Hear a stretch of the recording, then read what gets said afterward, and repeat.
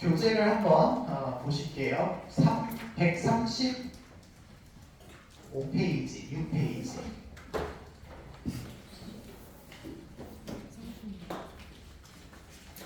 네, 135페이지, 6페이지 보시면 6페이지는 페이지 수가 없어가지고요.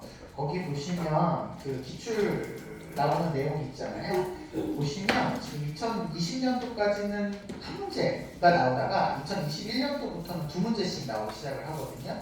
이게 그 교육과정이 이때 바뀌었어요. 그래가지고 들어가면서 우리가 그 기존에 없었던 내용이 들어가면서 두 문제로 거의 픽스가 된 상황이거든요. 그래서 여기 두 문제가 나오는데 이게 최근 들어서 어렵게 나오면 어렵게 나올 수 있는 그런 영역이 되어버렸어요. 그런 바람에 조금 우리가 여기서 좀 많이 힘을 줘서 해야 되지 않나 싶은 그런 부분입니다. 조금 빡세게 보실 예정이니까 그거 알아두시고, 제목은 일단 국가와 시민의 윤리라고 잡았지만 일단 두 문제가 나오는데 그 중에 한 문제는 이 국가 권력이라고 하는 아이를 우리가 왜 받아들일 수가 있고, 그런 권력이라고 하는 아이가 어떻게 해서 생겨났느냐, 그렇다고 한다면 시민은 어떤 역할을 해야 되느냐, 여기에 포인트를 두고 문제가 하나가 출제가 됩니다. 2학년 때 정치화법 하신 분들은 앞에서 했던 내용이 조금 반복되게 나올 수도 있는 내용이긴 합니다. 영역이 조금 많이 다르기는 하지만, 그래서 그런 내용들로 알아두시면 될 것 같아요. 자, 먼저 유불도의 동양 사상부터 접근해서 알아보려고 하겠습니다. 동양을 접근을 할 텐데 유불도잖아요. 근데 이 중에서 국가 생활을 강조하고 있는 아이는 유교밖에 없어요. 그래서 유교를 기준으로 살펴보시면 될 것 같습니다. 유교. 유교 보시면 유교는 국가를 어떻게 생각하냐면 국가잖아요. 나라 국자에 가족할 때, 가정할 때 가짜야. 그래서 가족이라고 하는 공동체가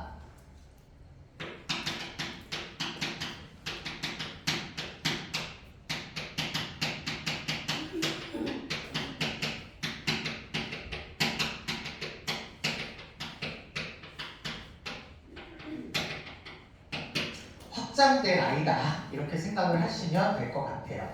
유교는 기본적으로 우리 맨 처음 배울 때부터 말씀드렸지만 나로부터 시작해가지고 가까운 사람, 먼 사람 이렇게 확대돼서 나가는 경향이 있죠. 그래서 국가라고 하는 것도 가족이라고 하는 공동체가 이렇게 확대된 거다. 그래서 옛날 사람들은 거의 대부분 이렇게 생각하는 것 같아요. 아리스토텔레스도 약간 이렇게 이야기를 하고 계셨죠. 그때 국가의 권위는 어떻게 해서 생기느냐?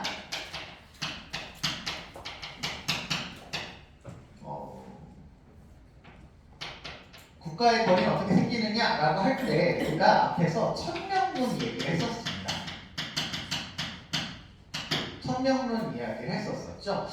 물론 요거는 순자를 제외하고입니다. 순자에서의 그 하늘은 우리한테 명령을 하는 하늘이 아니기 때문에 순자를 뺀 나머지라고 보시면 될 것 같아요. 국가 권위는 하늘로부터 왔다가 유교적 관점이죠. 왜냐하면 하늘은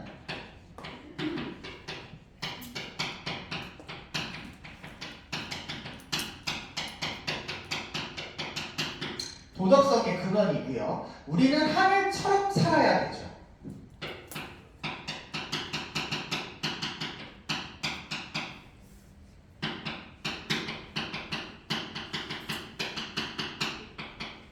백성은 도덕적인 삶을 살아야 된다라고 보고 있습니다. 그렇다라고 했을 때 그 하늘이 도덕적인 삶을 이끌기 위해서 군주를 내보내서 하늘의 명령에 따라서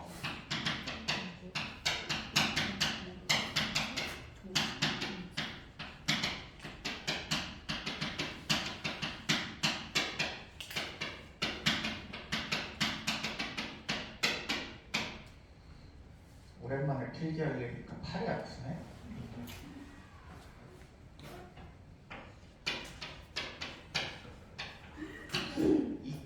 이게 맞나요? 이끌어야 된다. 라는 게 이제 군주의 어떤 의무잖아? 의무라고 한다면 하늘의 뜻에 해당하는 그런 내용을 군주가 실현하고 있으니 당연히 국민들은 군주의 뜻을 따라야 되는 거죠.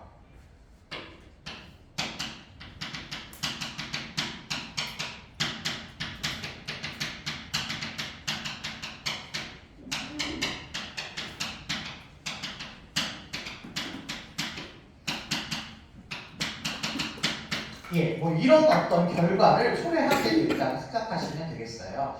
군주가 하늘의 뜻에 따라서 백성을 도덕적으로 이끌어야 되니까 도덕적으로 이끄는 그 군주의 말을 백성은 잘 들어야 된다. 이렇게 인식을 하고 있는 그런 청명론을 이야기하고 있으시다. 구체적인 어떤 통치의 방법은 얘네들은 목적 자체가 그냥 도덕성이라고 생각을 하시면 될 것 같습니다. 도덕성이에요. 도덕성.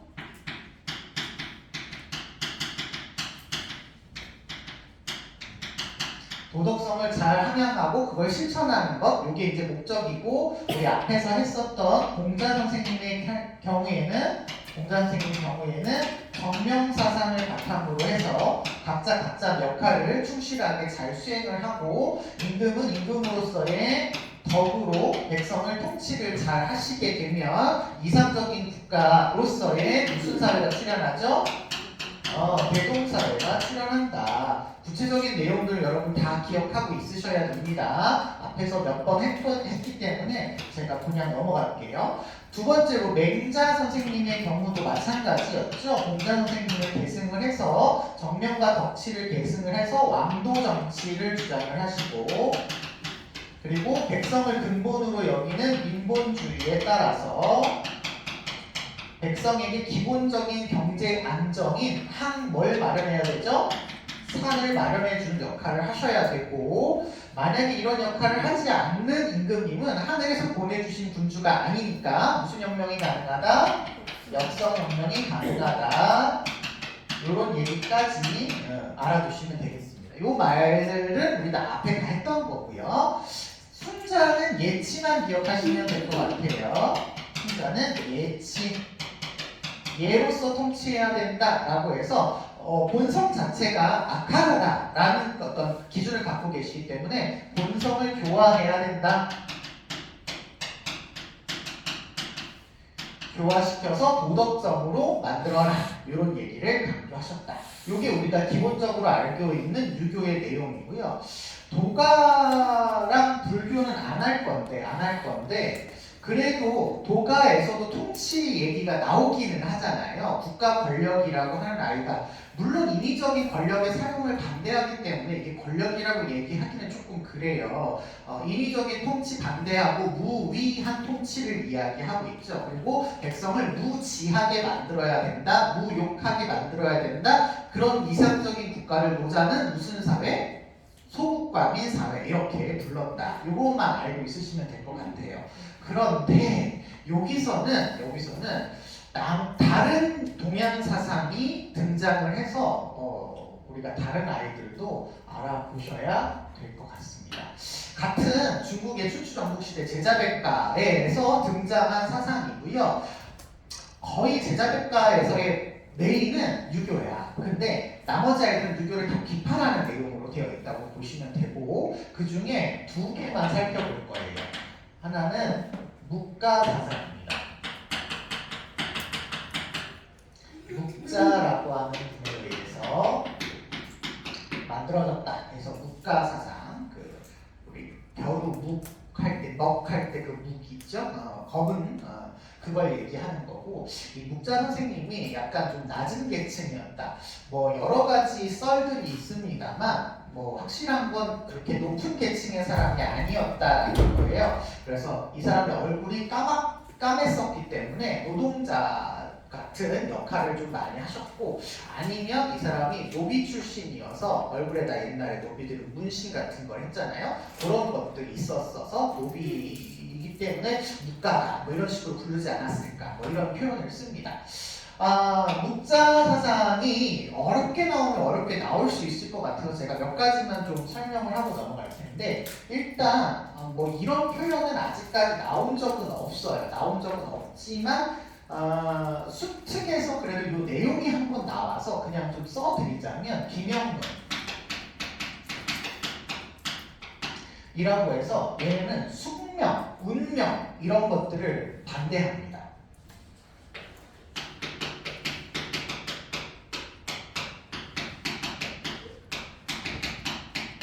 운명으로 결정되어 있다라고 하는 걸 반대를 해서 얘가 얘기하는 천명론에는 약간 좀 다른 개념으로 접근을 해요.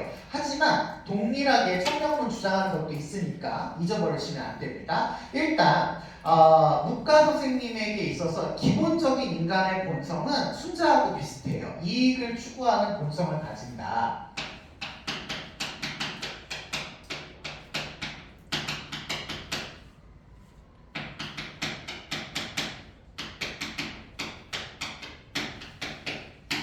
이익을 추구하는 본성을 가지고 있다. 본성적으로 이익을 추구한다. 이걸 유교적인 맥락에서 보면 무슨 설이라고도 할 수 있어? 성악설이라고도 할 수 있어요. 그런데 묵자는 이걸 성악하다라고 표현하지 않고요. 이익을 추구하는 것이 하늘로부터 부여받은 본성에 해당하기 때문에 얘가 봤을 때는 이익을 추구하는 게 의로움이다 이렇게 표현하기도 합니다. 의로움이다 라고 표현을 해요. 여러분 인의 예지는 모두 대명사로 뭘로 표현될 수 있는 아이냐면 도덕성으로 표현될 수 있는 아이입니다. 그러면 얘에게 있어서의 도덕성이라고 하는 건 뭘 가져오는 거다라는 거야? 이익을 가져오는 거라는 거죠. 우리가 배운 걸로 따지면 서양의 무슨주의 사상이 이익을 강조했지? 공리주의다. 그렇죠? 그래서 약간 그런 느낌이라고 보시면 돼요. 이익을 추구하는 게 얘네들한테는 도덕적으로도 선한 거다. 의로운 거다. 라는 거야. 그런데 문제는 국가가 없는 상태에서 개별적인 이익을 추구하다 보면 국가가 없는 상태를 전제를 해야죠.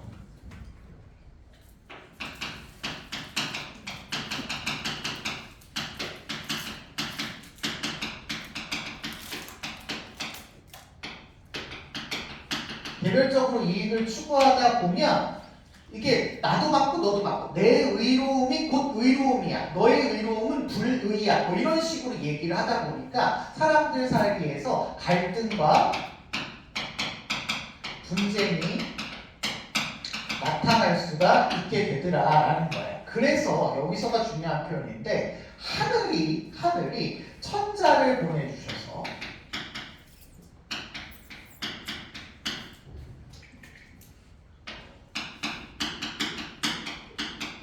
천자, 그때 당시에는 군주를 천자라고 불렀잖아요. 그 천자를 통해서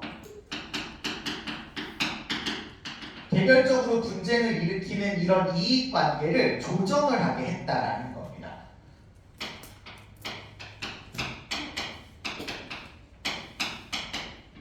통일시켰다라고 이야기를 하고 있습니다.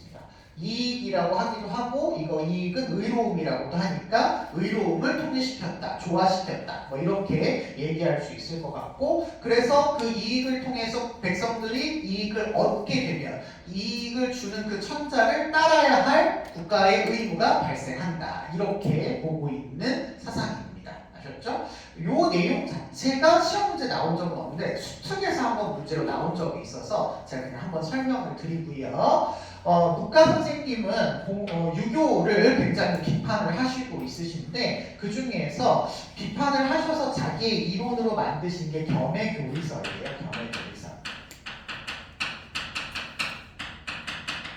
겸해교리설이고 이 겸해교리설은 두루 사랑하고 이익을 나누는 이론이다. 이런 의미인데 이거 밑에다 써드릴 겁니다.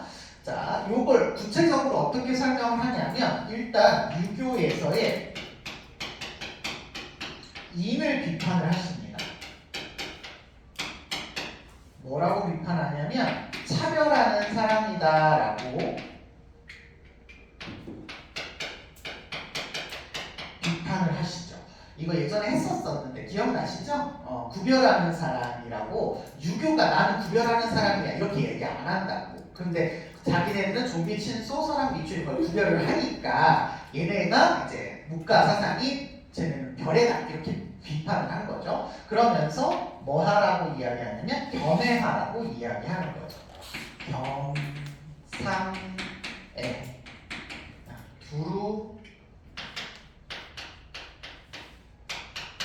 고르게 사랑해야 된다라고 하는 것을 강조하십니다. 얘네들이 봤을 때 문과사상에서 봤을 때 모두가 이익을 추구하는 아까 개별적인 어디다 그랬죠? 개별적인 이익을 추구하고 그 개별적인 이익 추구는 개별적인 의로움이란 말이야. 그러니까 모든 인간의 이익을 추구한다라는 점에서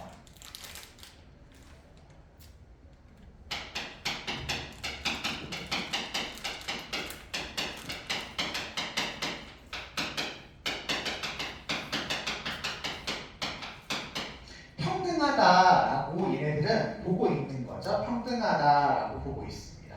자, 요 얘기 나중에 우리 나올 얘기거든요. 지금 얘한테는 별로 중요한 얘기는 아닌데 우리 공리주의도 요 비슷한 얘기를 나중에 합니다. 이거 심어할 때 나오는 얘기니까 꼭 기억해 주세요. 내가 쾌락과 고통을 느끼는 감정을 가지고 있다고 한다면 그런 감정을 갖고 있고 이익을 추구하는 활동에 있어서 평등하게 고려해 줘야 된다라는 거야. 그러니까 누구는 귀하게 여기고 누구는 안 귀하게 여기는 건 차별적인 행위라서 옳지 않다라는 거죠. 옳지 않다라는 거죠. 그래서 평등하게 사랑해줘야 되기 때문에 겸상애 이거를 주장을 하시게 됩니다. 그래서 하늘의 뜻을 받들어서 군주는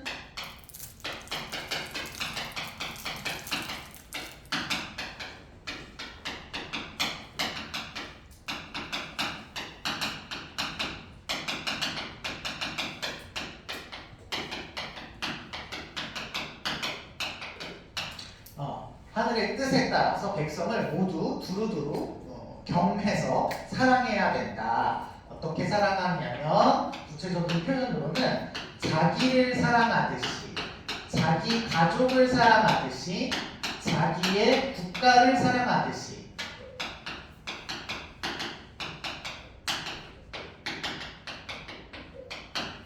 다른 사람, 다른 가정, 다른 국가를 똑같이 사랑해라. 이렇게 설명을 하실 정도예요. 나는 나고 너는 너고 막 이게 아니라 우리 똑같은 인간이니까 똑같은 존재로 사랑해라. 뭐 이런 얘기거든요. 그래서 이게 국자를 계승한 그 사상가들이 나중에 보면 이제 전쟁하는데 막 참여를 해가지고 지는 팀에 가서 이제 전쟁 기술을 알려주고 도움을 주는 역할을 해서 이걸 비슷비슷하게 만들어주는 이런 역할을 한다고 해요. 영화도 있거든요. 묵공이라는 영화가 있는데 이게 되게 오래된 영화인데 최시원 씨 나오는 영화거든요. 그 슈퍼주니어 최시원 씨 나오는 영화인데 중국에서 투자를 받아가지고 안성기 씨 나오시고 막 이래가지고 재미가 너무 없어요. 예. 보실 필요는 뭐 심심하면 보시고 아무튼 거기 이제 보시면 이제 묵공이야 제목이 묵공이라고 해가지고 거기서 이제 묵자를 따르는 사람으로서 유덕화 씨가 나오는데 그분이 이제 막 이렇게 전쟁을 지금 팀에게 가서 막 이렇게 도와주는 이런 역할이에요. 아무튼 한번 보시면 그런 역할이 나온다 이렇게 알고 계시면 될 것 같고요.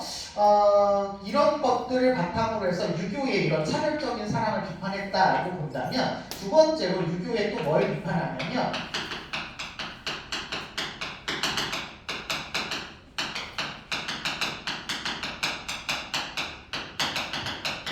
유교의 지나친 형식주의를 비판한다 이렇게 보시면 될 것 같습니다.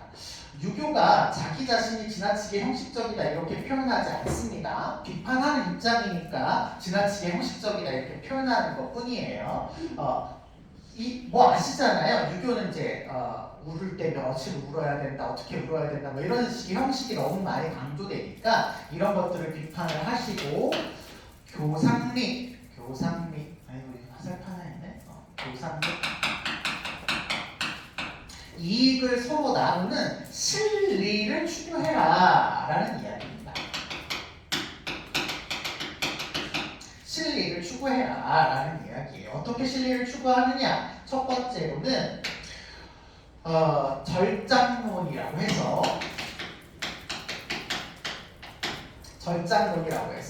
장래 절차를 간소하게 해라.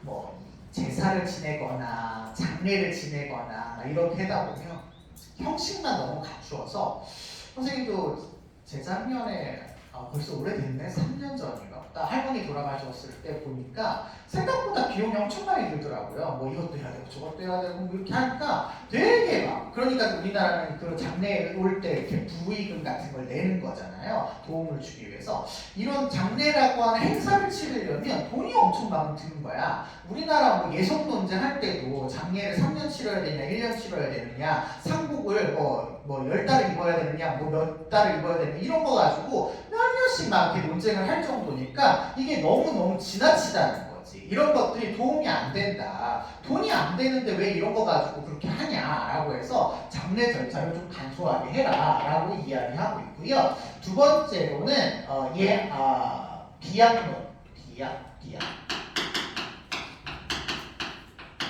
이게 음악, 예술활동이라고 보시면 됩니다.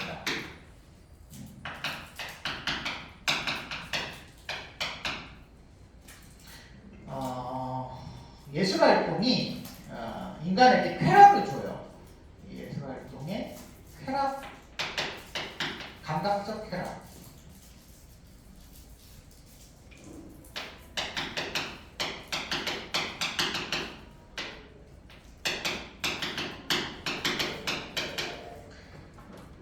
인정하지만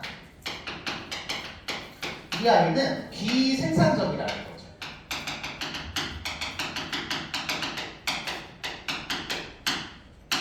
활동이기 때문에 뭔가 경제적으로 도움이 되지 않는다는 거야.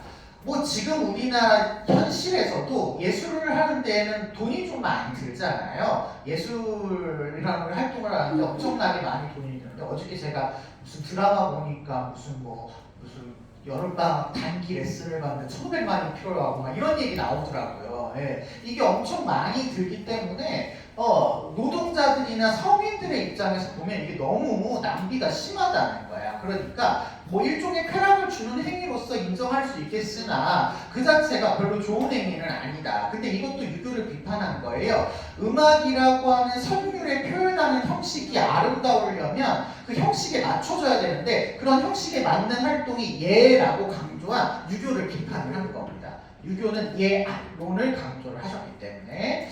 그리고 하나 더 비공론 라고 해서 전쟁을 반대하십니다.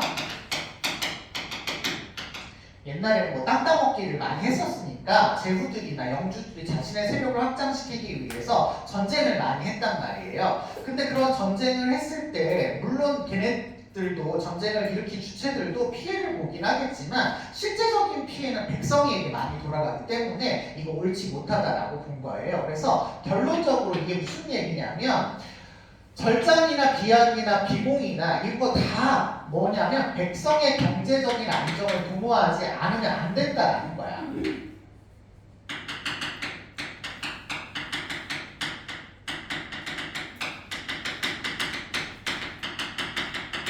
서로가 이익을 창출하는 그런 행위를 하는 것이 바람직하고 그것이 아까도 얘기했지만 얘네들한테는 도덕성이기 때문에 이런 것들을 증진하는 것이 바람직한 행위다라고 평가를 내리고 있는 것이죠. 근데 여러분 오해하시면 안 돼요. 백성의 경제적인 안정을 추구하라는 얘기를 유교에서도 하니 안 하니? 하지요. 이거 뭘 마련해라고 똑같은 말이야? 항산을 마련해라는 말과 똑같은 말이야. 근데 이게 중요성이 좀 다르죠?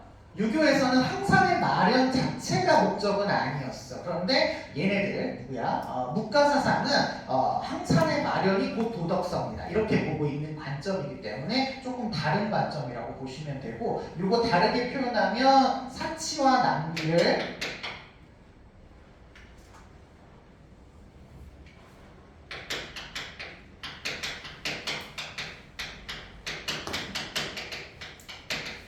줄이는 거다 이렇게 생각을 하셔도 상관없겠습니다. 그래서 국가의 역할을 따지고 보면 국가사상에서의 국가의 역할은 하늘의 뜻을 잘 따라서 백성에게 경제적인 안정을 가져오기 위한 역할을 하셔야 된다가 포인트가 될 것 같습니다. 목표가 될 것 같습니다. 마지막으로는 한 기자가 주장하신 법가사상을 보도록 하겠습니다.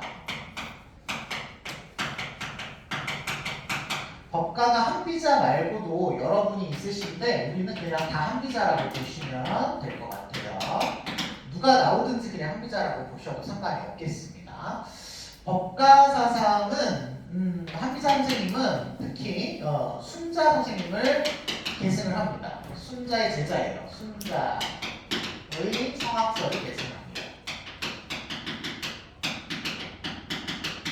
그렇다는 얘기는 인간은 태어날 때부터 이기적인 본성을 가지고 태어난다. 이게 포인트죠.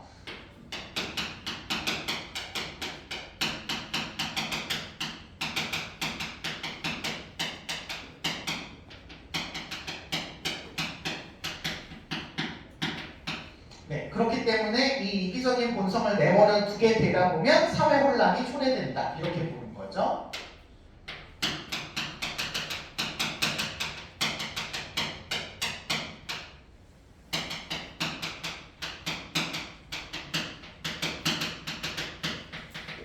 초래된다라고 보고 있는 거죠. 그런데 순자의 제자이기는 한데 순자처럼 순자는 그런 이기적인 본성을 바꿔서 도덕적인 생활을 하도록 군주가 이끌어야 된다라고 하는 것을 강조하신 데 비해서 얘는 그럴 필요가 없다라고 보고 있어요. 인간이 이기적인 본성을 가졌는데 그걸 도덕적으로 만들기 위해서 덕으로 통치를 해라? 야, 이거 너무 어려운 일이야 라고 하면서 덕치를 반대하십니다. 반대하시고 자기는 법으로서 통치하는 게 좋다. 법으로서 통치를 하는 게 좋다. 인간의 이기적이고 악한 본성을 교화하는 것은 너무 비효율적이랍니다.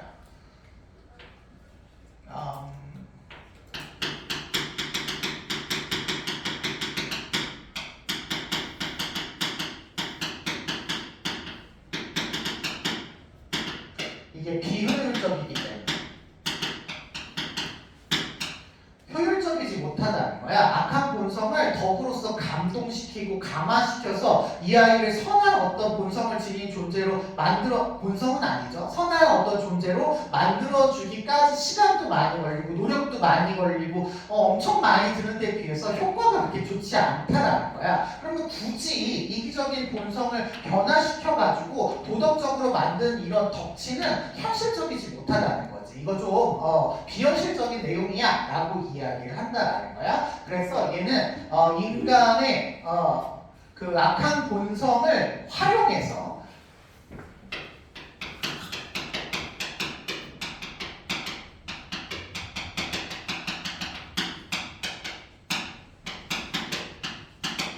활용하기 위해서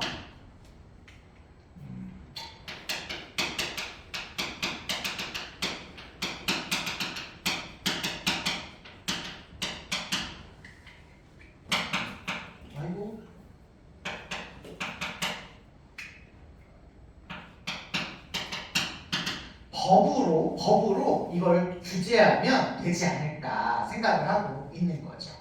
그래서 이 사람은 법치를 주장을 했다라고 보시면 되겠고, 이 법치를 궁극적으로 실현하기 위해서 세 가지 요소가 뒤따르셔야 되는데요. 이걸 우리는 법, 세, 술이라고 표현을 하게 됩니다. 법은요, 위에서 살펴본 법이에요.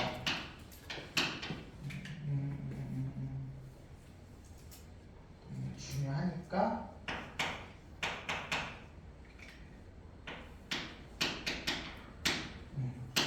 법률 이렇게 생각하시면 되겠습니다.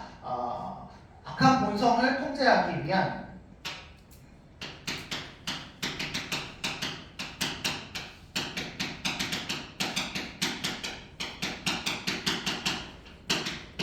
강력한 강력한 외적 사회 규범인 법으로 통치를 해야 되는데 이 법이 잘 통치가 이루어지려면 세가 있어야 된대요. 이 세는 세력을 의미합니다. 세력. 힘력자야. 힘력자. 법이 있는데 그 법을 지켜야 되는 백성들이 너무 힘이 세가지고 법을 따르지 않아. 그럼 법의 효과가 없어지잖아. 누굴 징역을 보내야 되고 사형을 시켜야 되고 벌금을 물려야 되는데 얘네가 돈 안 내. 근데 국가가 통제할 수 있는 수단이 없어. 이러면 문제잖아요. 그러니까 국가는 강력한 힘을 가지고 그 법을 집행할 수 있는 능력을 가져야 된다. 이렇게 보고 있습니다.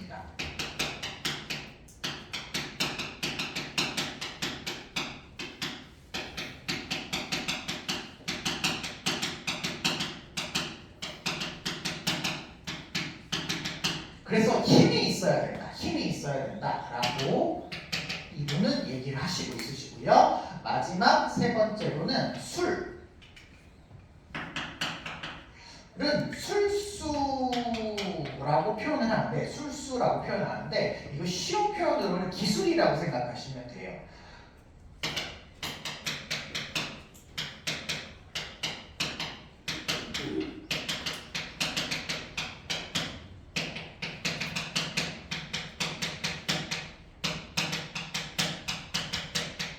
통치 기술이라고 보시면 되는데 한비자가 생각하는 통치 기술은요 신상필벌입니다. 신상필벌. 인간의 본성을 활용해서 인간은 상받기를 좋아하고 벌 받기는 싫어하죠.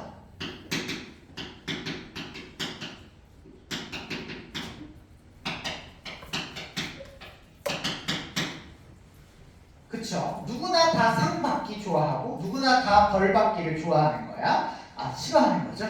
좋아하면 안 되죠? 벌 받기를 싫어해. 그래서 군주가 상벌권을 완전히 틀어지고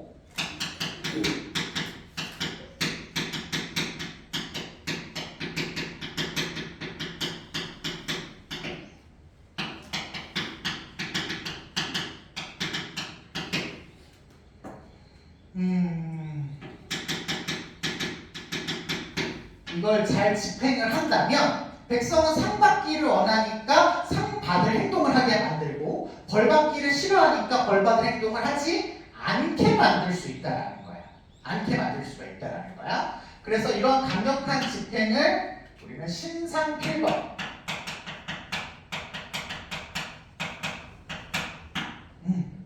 반드시 벌을 주는 거예요.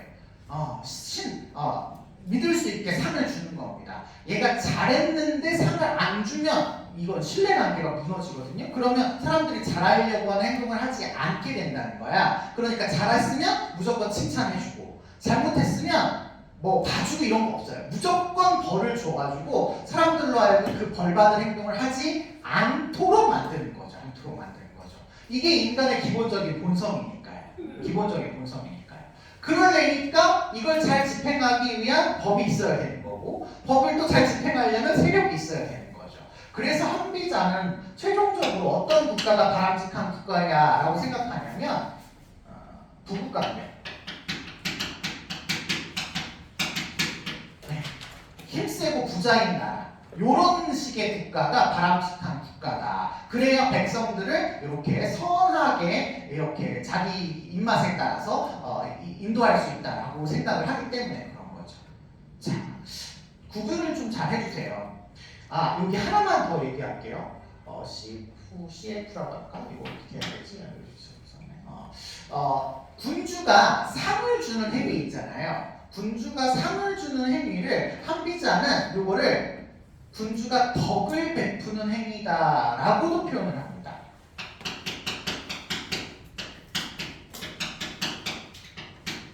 군주가 백성이나 신하를 향해서 덕을 베푸는 거예요. 덕.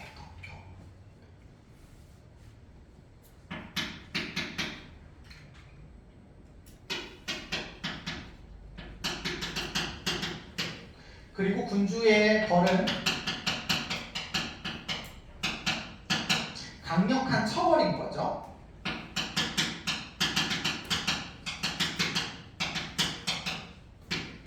형벌인 겁니다. 그래서 선생님이 지금 얘기하려고 하는 건 이 덕 때문에 얘기하는 거야. 도덕이라고 하는 표현을 같은 시대에 살고 있는 사람들이기 때문에 똑같은 대명사로 쓸 수 있어서 덕을 군주가 지녀야 된다, 올바른 덕을 지니고 올바른 덕으로 백성을 통치해야 된다라고 한다면 이거 한비자가 틀리지 않다는 거야. 한비자도 맞고 누구도 맞냐면 유교도 맞고 심지어는 묵가도 맞아야 돼. 왜냐하면 덕이라고 하는 게 여기니까요. 여기니까요. 그렇죠? 그래서 도덕이라고 하는 말 자체는 어디서든지 쓸 수가 있는데 그 말이 의미하는 바가 뭔지를 찾아야 돼. 찾아야 되고 이걸 만약에 공통점 차이점이라고 문제를 낸다고 했을 때 도덕을 갖추고 통치를 해야 된다. 도덕으로 백성을 통치를 해야 된다. 덕으로 백성을 통치해야 된다. 이런 말을 한비자가 안 쓰지는 않는다는 거죠. 안 쓰지는 않는다는 거. 얘네가 쓰는 도덕이라고 하는 거, 덕이라고 하는 건 상을 이야기한다. 라는 말로 기억을 해주시면 될 것 같습니다. 아셨죠? 자, 그리고 아까 얘기한 것처럼 경제적인 부분, 얘도 경제적인 안정을 추구합니다. 얘도 부국강병을 추구합니다. 나라를 부자로 만드는 걸 얘기해야 돼요. 그리고 유교에서도 여기 백성의 경제적인 안정을 추구합니다. 그래서 이게 이제 다른 거라고 생각하시면 될 것 같고요. 국가의 목적이 뭐냐, 국가의 역할이 뭐냐고 물어봤을 때 유교에서는 도덕성을 지니는 게 목표다. 묵가에서는 경제적인 이익을 증진하는 게 목표다. 얘네들한테서는 부국강병이 목표다. 이렇게 생각을 하시면 되겠습니다. 아셨죠? 여기까지 우리가 보시고요.